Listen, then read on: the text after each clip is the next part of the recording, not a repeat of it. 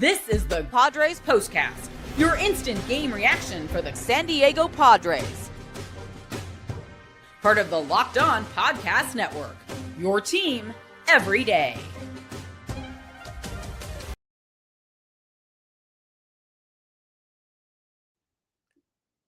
What's up, Padre fan? Welcome to your Padres POSTCAST on the Locked On Podcast Network, your team every day. My name is Jim Greasehaber. Call me Grease, and what a game and what a night in San Diego, the city by the bay. Not the real, San Francisco, but I'm talking about San Diego, baby. I'm talking about right there at Petco Park. I'm talking about, oh my goodness, what a big win for the Padres. One of the biggest in a long time. They were down 6-0 in the top of the first inning tonight. The Marlins scored 6 times on Stephen Kolek, and he would go on to become just the second pitcher this century to pick up the win after giving up 6 runs and trailing 6-0 in the first inning. He stayed in the game long enough for the big comeback, and the Padres win it 8-6. This is the type of win that can be a springboard. I know the Marlins stink, but it doesn't matter what team you're playing when you come down from 6-0 in the first inning, as bad as the offense has been struggling. And they still went 4 for 17 with runners in scoring position tonight, but they get the win, and they have done it 3 times in a row now. So moving right along, the Marlins in town, and of course you got the 3 games here, and then you start a stretch on Friday against Pittsburgh. 26 games in 27 days, 2 series against the Giants. You got a couple times of the Dodgers in there. Diamondbacks, who have really been struggling, in there as well. So this would be the time to get it going. Hey, Michael King, Yu Darvish are on the IL. This is still the time to get it going. The bullpen lights out again tonight after Kolek turned it around. A lot of offense to help get him there, and some bad defense from the Marlins. It's Padres POSTCAST on the Locked On Podcast Network. Jim Greasehaber, call me Grease. Want to thank you for making myself and Javi with Locked On Padres Podcast your first watch or listen every day. We're free on YouTube right here, Locked On Padres Podcast channel. We are free wherever you listen to your podcasts: Spotify, Apple, iHeart, Stitcher, Podbean. I could go on. And we're free, with OTT. Yeah, you know me. This whole party, the whole entire Gaslamp party tonight, down with OTT, free on Roku. That's right. Jim Greasehaber, call me Grease, G-R-I-E-S, at Jim Grease _ on social media. And this is Padres POSTCAST. What do you say we swing this thing into high gear? 8-6 Padres at Petco over the Marlins of Miami. This is what you'll be talking about. Hot more, the former Marlin, Luis Arraez, with a big night. 3 hits for Arraez, couple of RBI singles in this game tonight. It was a Tati party. Fernando Tatis Jr. goes yard. He's really been struggling with the stick. 15th leadoff homer, all-time leader for the Padres. It's not even close, but a nice job all the way across the board. But how about the collector, Stephen Kolek, after giving up 6 runs in the first inning, ends up having a heck of a game for the Padres. Jackson Merrill went deep later for good measures. You ever see this TikTok pizza channel? For good measures.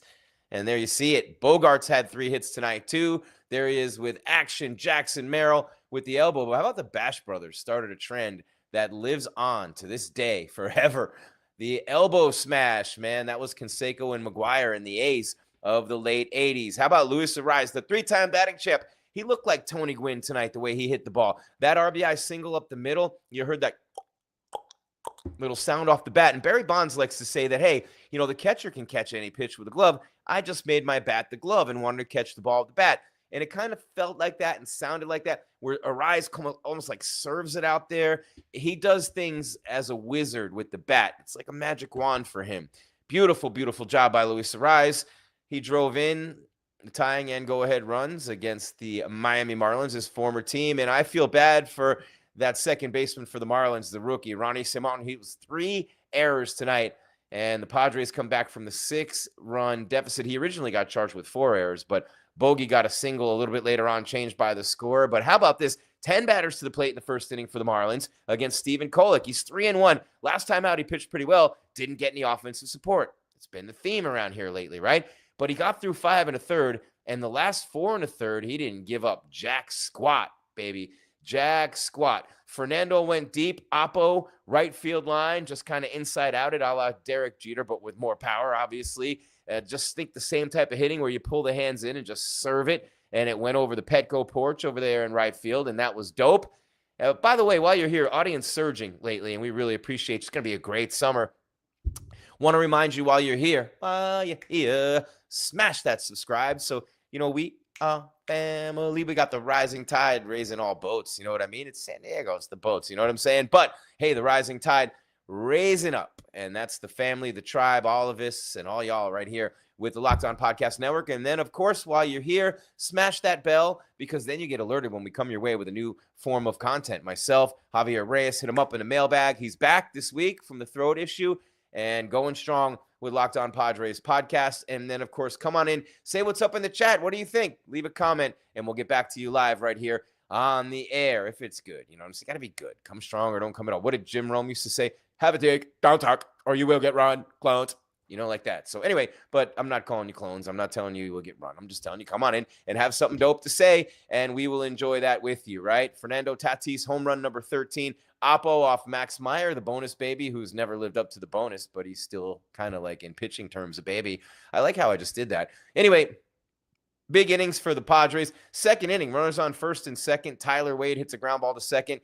There's error number 1. RBI single. It rolls into foul territory, throws it away. Another run scores. They pulled a 6-5 in a third. Boegarts, the run-scoring single, and originally had been ruled an error, but Jake Cronenworth hit a sacrifice fly in that inning as well. Another error by the second baseman allows Wade to reach leading the fourth. And then, trying to get Wade at second on Fernando's grounder, but then Wade scores on a Arraez single to make it 6-6. And then, hey, you know what I'm saying? Cronenworth, a leadoff single, scores the go-ahead run on Arraez's third hit. And Jackson Merrill with the insurance in the 8th inning homers. Not a blast or a bomb by any means, but he homers to right field. Short porch hit at about 370. But you know what? The first save for Jeremiah Estrada, and Cade Gibson took the loss. It really is interesting when I'm just get back to this in just a second. In momento, por favor. The second time the Padres have ever rallied after being down 6-0 after the top of the first. And, you're going to try to go for the sweep tomorrow. Sandy Alcantara, 2-7 with an 8.04 ERA. First year back after Tommy John surgery for the 2023 Cy Young Award winner. And it is not going well. Kyle Hart coming back up from the minors for the Pods, 2-2 with a 6 ERA. Remember, he pitched 4 games earlier this season before being sent down. But with all you want to be is Diggy down with the King. He's down and out right now. So down and out for Michael King, and he's on the IL for at least another 13 days, and we don't know. And Yu Darvish threw in El Paso on the 14th, experienced soreness after he played catch a couple of days ago from 90 feet, looking good, smiling. And again, October Yu is much more important than May or June Yu, even though June's a brutal month, man. But what they did with the rotation by bringing up Kyle Hart, and I'll get back to tonight's game, but what they did by bringing up Kyle Hart here is they set it up so Pivetta and Cease will both pitch in the Giants series, the first Giants series, the final 2 games of that series, which is huge, right? You got the Giants twice, Dodgers, D-backs, all those guys coming up in June, 26 games in 27 days. Hopefully King comes back by the end of that. Hopefully Darvish comes back by the end of that. But you don't know. And if you don't know, how are you going to know? But if you don't know, now you know. But you don't know. You know what I'm saying? I don't know who's on first. Who's on second? I don't know. But I will tell you this. I know that the Padres are balling out right now. And what a night in San Diego. I am Jim Greasehaber. Call me Grease. Petco's rocking right now, baby. The Pods back to their winning ways. What a comeback, says Zanocan. Grease, I was waiting. LOL. That's my dude right there, Zanocan. Thanks for coming back. Hey, you guys too. Come on in. Say what's up to your boy in the chat. Javi's back. Back again. Tell a friend. And Javi's a cool dude, man. We got a generation gap of all generation gaps. And I'm telling him about Ryan Weathers and how I used to cover his dad. And he's like, boomer. No, he didn't say that. I have 3 kids, 22, 18, and 16. So I'm getting called cringe. I'm getting called zesty. I'm getting called a boomer. You know what I mean? All kinds of stuff going on in the crib with those kids. So I speak Javi. You know what I'm saying, Javi? I speak Javi, so I am good. But I did cover the 96 Marlins. I was there when Muscle Boy was flexing against the Cleveland Indians at the time. And maybe they should have been the Guardians. They could have guarded that series. That's funny. But anyway, I did cover the Marlins. David Weathers pitched for that team, Ryan Weathers' father. And I remember the kids, Weathers and Conine running around, little kids.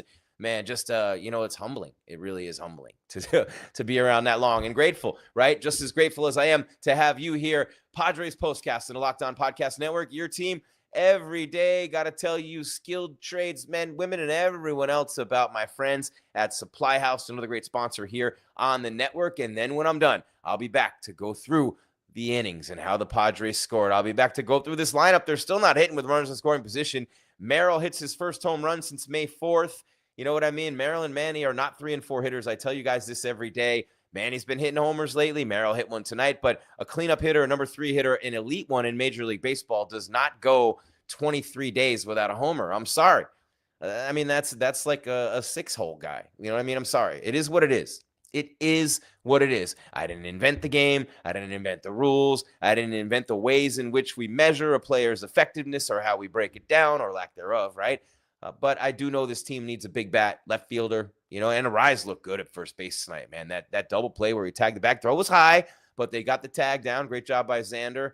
And then, of course, Luis Arraez with that beautiful catch along the first base line in foul territory. Break time, and we will be right back, wrapping it up in just a moment. Player of the game, turning point, look ahead to tomorrow, going for the sweep at Petco. Jim Greasehaber, call me Grease, Padres Postcast. Locked On Podcast Network, your pods every day.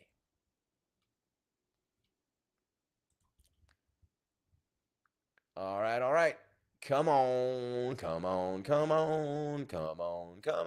Please me. Whoa, yeah, like I please you. Now, here we go. All right. See, you got a concert there while I'm sitting here looking for the spot. All right. See, Zenocan was in a slump, but tonight woke him up. You mean Merrill? I'm hoping Merrill. It was a mini slump. He was hitting all month. He just wasn't hitting homers. All right. Supply House it is. And Zen, we get back to the show. You like how I said and Zen, like Z-E-N? Yeah, baby. Nothing Zen about me sometimes. So I'm a little hyper, but I'm a lot of fun. You should be at parties with me. And there's no Diddy parties going on. You know what I'm saying? We got to keep it light. We got to keep it fun. The trial, they've had nothing so far. It's ridiculous. Anyway, the Padres back to their winning ways, and we are right here very pumped to be a part of a network that has so many people watching and listening every day. And so many of you are skilled tradesmen and tradeswomen. So listen on up right here. Get the supplies you need from the site made for the skilled trades, Supply House. Whether you're in plumbing, HVAC, or electrical work, Supply House is the reliable way to order products online. That's right. Their easy-to-use website is packed with helpful resources and the latest product info to help you get the job done right. Plus, with a complete inventory of over 200,000 parts from 400-plus top brands, you'll find exactly what you need delivered fast from coast to coast. Need help with an order? No problemo. Supply House offers expert support, industry-leading service, so you'll always talk to a real person. And for trade pros looking for an extra edge, their free TradeMaster program offers exclusive perks like a dedicated phone line, free shipping, and discounts on every order. Thousands of skilled professionals are already taking advantage. Now it's your turn. Join the TradeMaster program today at supplyhouse.com/TM and start ordering plumbing, HVAC, and electrical supplies with just a few clicks. Plus, use promo code SH5 for 5% off your first order at supplyhouse.com on the Locked On Podcast Network, your team every day.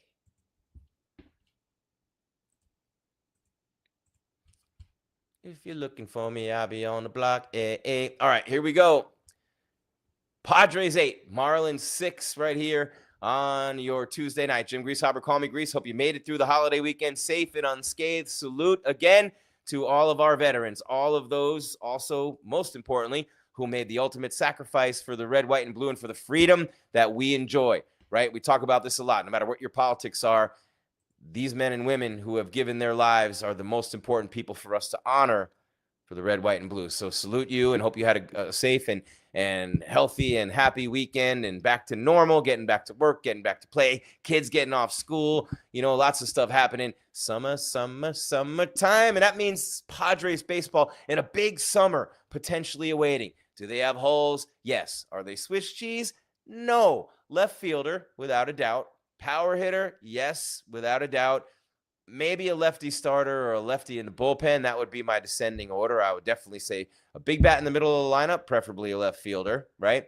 Secondly, lefty in the rotation, a good one. And, Morejon, sometimes I think he could be the guy. What do you guys think? Come on in the chat and let me know. Jim Greasehaber, call me Grease, Gries, at Jim Grease _ on social media. Give me a follow, make you holla, and I'll tell you what. We come here every time the Padres play right after the game to bring you Padres Postcast on the Locked On Podcast Network, your team every day, and then the podcast every day with Javier Arraez. He does an amazing job since before the pandemic, keeping you up to date on the pods, and this could be an amazing season. So he'll follow the potential moves they could be making. When will Yu Darvish be back? You know what I'm saying? Do you want Jason Hayward back? I'm sorry, man. He's a vet. He's a solid dude, but really, come on. When the production's not there, it's just not there. And it's not there from that left field platoon. Power hitting left fielder. Let's go. I like a lot. I really like Kyle Stowers with the Marlins, but he only makes like $760K. SoCal boy, you know what I'm saying? Played at Stanford. You'd love to see him come back home. Love to see him come. But I don't know about all that. We shall see. All right. A lot of things to do in a short time to do them in. So first things first, I grease, freaks all the honeys, dummies, Playboy bunnies, those wanting money. All right. Let's take a look. So for the Padres, 8 runs on 13 hits tonight and 1 error. The Marlins, 6-10 and 323 hits overall tonight in this game total. Kolek with the win, 5 1/3, 6 hits, 6 runs, all earned, all in the first inning. 3 strikeouts, 2 walks. Gibson the loss, an inning and a third, a hit, a run, a strikeout, and a walk. Estrada with his second career save, number 1 on the season, an inning and a third, 1 hit, no earned runs. And again, brilliant job by the bullpen tonight, just literally getting the job done. Again, you know, they hit a little bit of a lull for a series or 2 or 3, and man, oh man, when the team's still 4 for 17 with runners in scoring position and leaving 11 on base, 4 for 17 with runners in scoring position. 2 of the hits came from Luis Arraez. Wade had 1, Boegarts had 1, and Arraez had the 2 RBI singles, right? That was big. Boegarts committed the error. And again, Simon the errors for the Marlins. But Max Meyer, 3 1/3, 7 hits, 4 earned runs. They ripped him to shreds, but they got to Gibson. Gibson only gave up 1 earned run in an inning and a third. He was the second pitcher for the Marlins. Bad luck for him. He gets the loss, even though, he didn't really get hit all that hard. But for Kolek, went to 5 1/3, 6 runs. But how about Reynolds? An inning and a third, 2 hits, no runs. How about Matsui? An inning, a hit, no runs. And how about Estrada? An inning, a hit, no runs, 2 strikeouts, right? So a great job there. As far as offensively, it was pretty dope to see what they did offensively too. Fernando, 2 for 5, an RBI and a run. Arraez, 3 for 5, 2 ribbies. Manny, 1 for 5 with a run scored. Jackson Merrill, 1 for 3 with 2 runs scored and an RBI. Gavin Sheets, 0 for tonight, 0 for 4, along with Elias Diaz, the only 2 hitters in the lineup to not get a hit. But that's where it stops. Boegarts, 3 for 4, an RBI and a run scored. Cronenworth, 2 for 4, 2 runs scored and an RBI. And Wade, 1 for 4 with a run scored and a rib. You know what I'm saying? So, just a big-time win for the Padres after being down 6-0 in the top of the first inning. Just an unbelievable job of regrouping by Kolek, and Tati got 1 back right there in the first. They got 2 more back in the second and another one, 2 more back in the third. So by the end of the third inning, it's 6-5. In the fourth, it's 6-6. And in the fifth, it's 7-6. It makes Kolek the second pitcher since the year 2000, the second pitcher since Mark Burley of the White Sox, the second pitcher, Burley being the first, not the second since, the second overall, the first since Mark Burley. Burley was pretty good. Remember the soft toss and lefty? Won a world title with the White Sox over the Astros, right? So I remember listening to a game Burley was pitching. I was living in Florida at the time. We had a hurricane. I had to listen to it on the radio. During the World Series, we had no TV. We just had a radio with batteries. It was crazy. But Burley won a game after trailing 6-0 in the first inning, and Kolek becomes just the second guy to do that. Merrill with a homer, Fernando with a homer, Arraez 2 hits, 2 RBIs, 3 hits rather, and Xander 3 hits as well. Nice night for the Padres offensively. Even though 4 for 17 with runners in scoring position, that's not going to really cut the mustard down the road. But I don't know why you'd want to cut mustard anyway. Some of these phrases are just ridiculous. We need new ones. But we'll see. I don't care what anyone says. I think Tyler Wade should stay as a starter in left field. He comes clutch when we need him. Ooh, Zanocan. Problem is you don't have a power hitter playing first base, and that is a power hitting position. You got your 3-time batting champ who hit second playing there. You don't really have a big-time power hitting outfielder. Jackson Merrill's not going to be that dude who's going to hit you 40 home runs, so, and it's, it's hard to find. But you're competing against the Dodgers with their 3 MVPs. Ohtani's just hitting home runs every day, it seems like right now. Although Fernando's got 15 in the leadoff spot, but you need another big gun in the middle. So if you're going to have Wade play left field and you're going to leave Jackson Merrill in center, right? And in right field, you got Fernando. Where are you going to get that power from? Cronenworth's your second baseman. Arraez at first. So you're going to move Arraez back to second, get a power hitting first. What would you like to do to obtain more power in that lineup? Manny's your third baseman. That's another power hitting position. His power numbers are down. What are you going to do? I don't know what I would do there. I'm glad I'm not in the position where I have to choose. All right, let's see. We've been doing longer shows while Javi's been out because we offered to fill in and they didn't want us. They said, no, you're a postcaster. Stick to what you do, postcast boy. No, that's not what they said. Javi said, there's no way I would ever let a boomer take my show. No, I'm kidding. That's a joke too.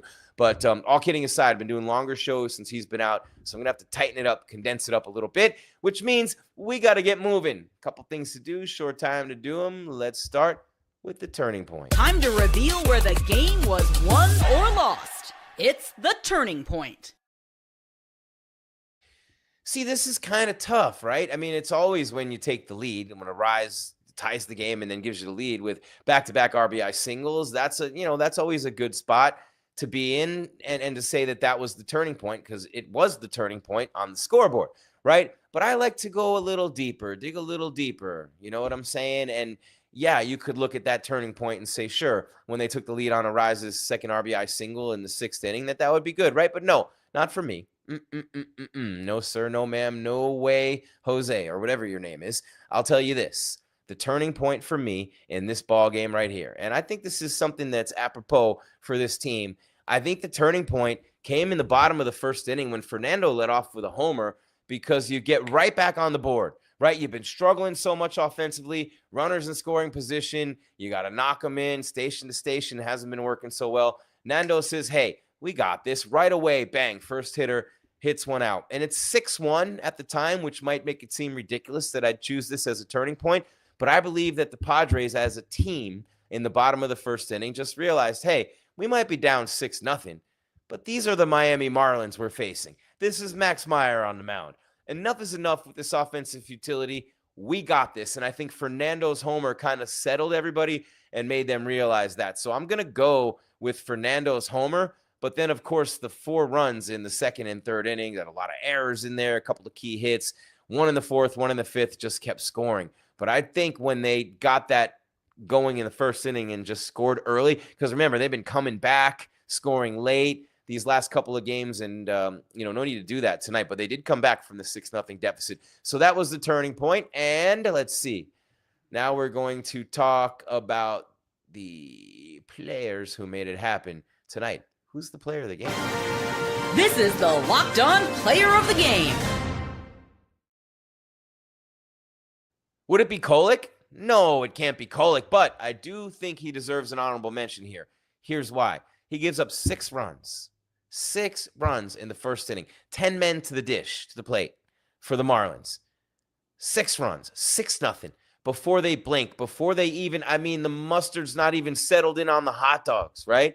The grass is still wet a little bit, the infield too, right? And they're down 6-0. 6-0, right? That's a rough one. So what does Kolek do? 4 1/3 innings. After that 1st inning, he goes 4 1/3 scoreless. Picture perfect. Beautiful innings. Unbelievable.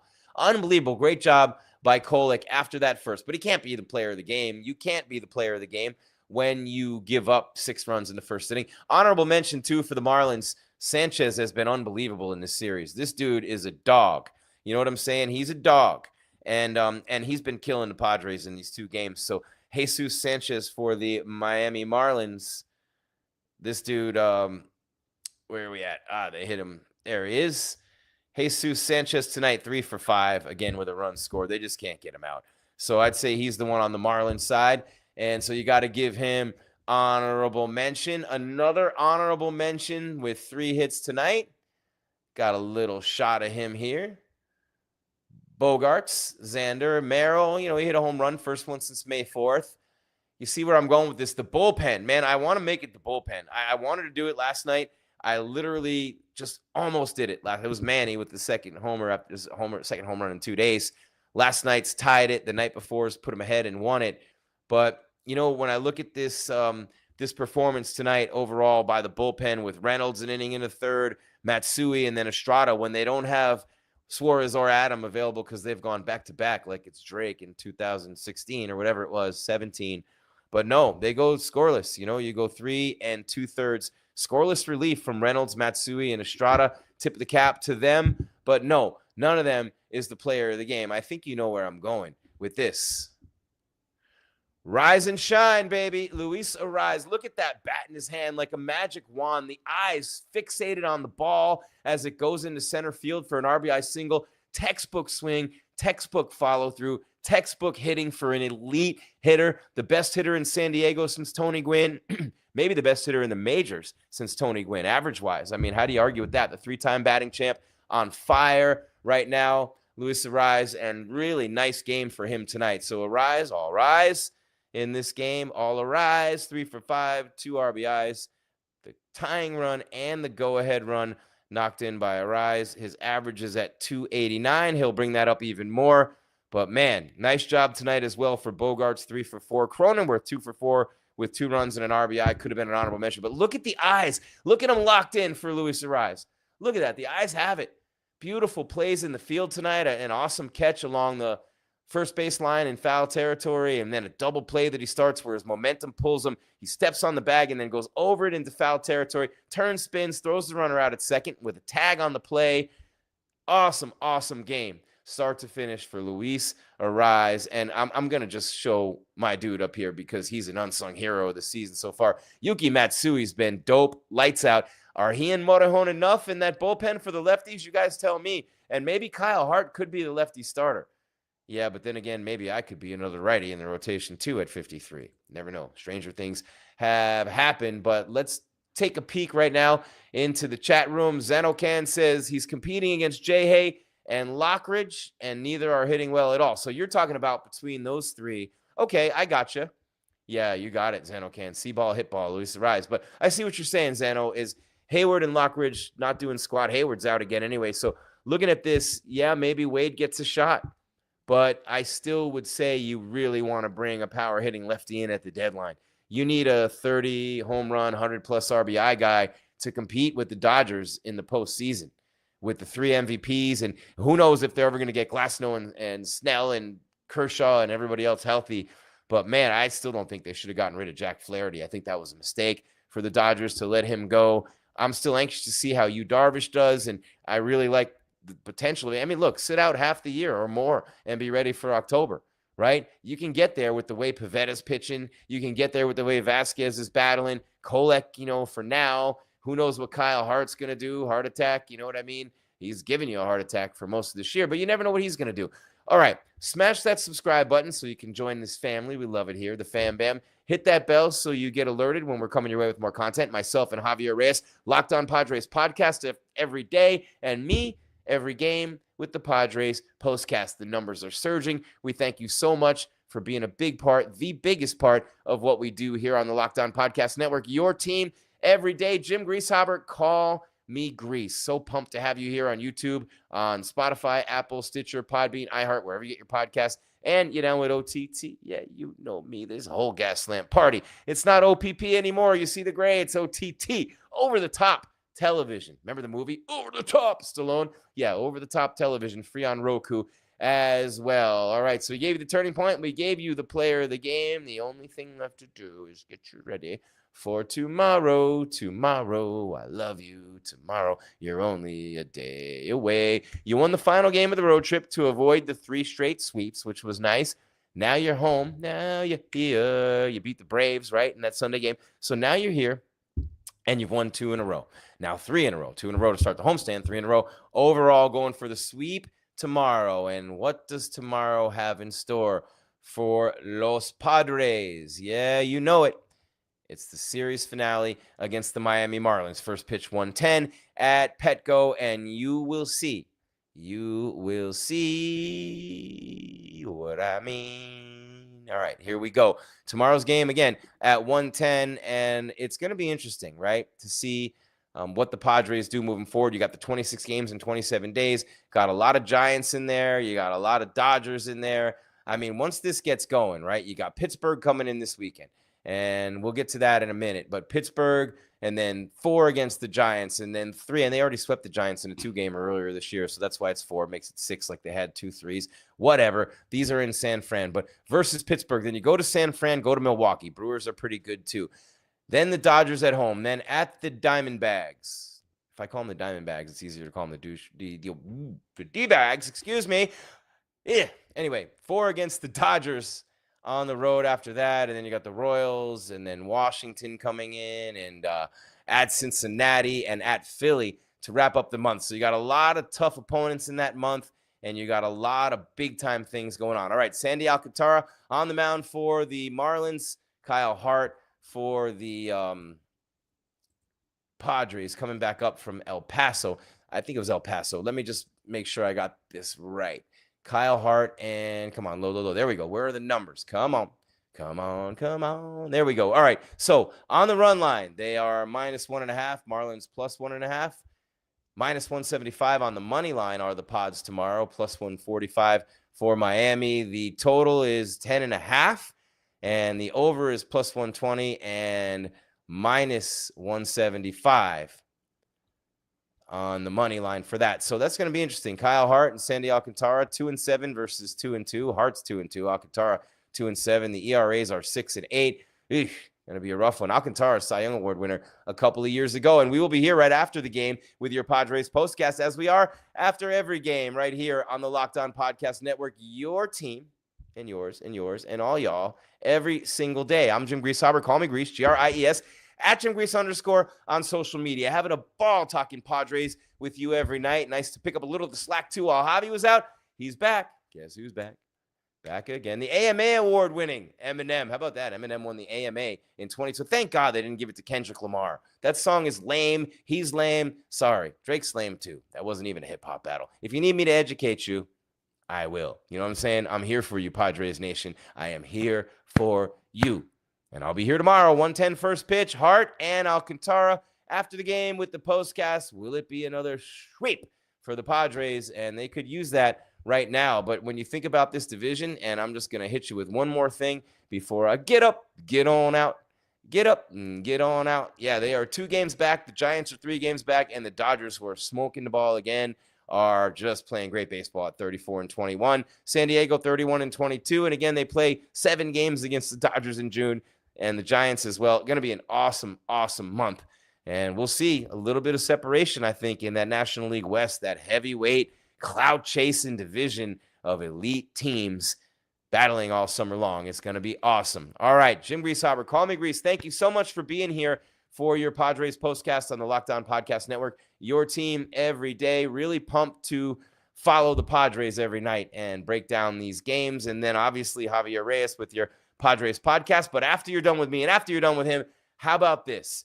Take a peek at the all-new Locked On MLB Game Night. It's every game, every night, all season long. You get local analysis on a national scale. Find MLB Game Night on Locked On MLB on YouTube or wherever you listen to your podcasts. Until tomorrow, Padres fans, Jim Greasehaber, call me Grease. Love being here. Who's my left fielder in a perfect world? Zanocan. I had to read that out loud, and now I'm on the spot. Who's my left fielder in a perfect world for the Padres? I would love to see Kyle Stowers, man. I would love to see him grow into that. I think he could be a 3,100 guy for 10 years with the Padres, but he doesn't make enough money for them to trade him. They're a fire sale team. And I don't know. The only guy who makes any money this year on the Marlins is Alcantara at $17 million. After that, it's Jesus Sanchez, who I'd also love to see in a Padres uniform. But you need a power hitter, right? You need a power hitter. So I kind of like Stowers. I would love to see Kyle Stowers, who we just saw come through. And then you start looking at the standings, right? And then you start looking at whichever teams are struggling and they might want to dump salary. And you look overall at Major League Baseball, some of these teams that are disappointing, maybe need to be shaken up a little bit. Some of these teams that were expected to contend but aren't, like the Orioles, for example, might be a team that could be trading people. The Red Sox teetering around 500, under 500, 3 games under right now. You know, I'm just looking for potential sellers. The Royals, depending upon where they're at, but they're still 2 games over 500, and they're only, 7 games back, but that 7 could easily become a 10 spot or a 12 spot pretty quick. So you never know there. The White Sox are a disaster. And we'll see. I mean, the Angels at 25 and 29. How about the kid that hit the homers against us? What's his name? Give me a second. Oh, come on, man. You don't ever want this level of senility to start kicking in yet, because you know what I mean? Alzheimer's and dementia are really just diabetes 3, type 3 diabetes. Where are we at here? Where are we at? Anaheim. They are not the Los Angeles Angels. They're in Orange County. Come on. The identityless team, the homeless vagabonds. They're not Los Angeles. How does Major League? I mean, come on. It's ridiculous. Absolutely ridiculous. But I'm talking about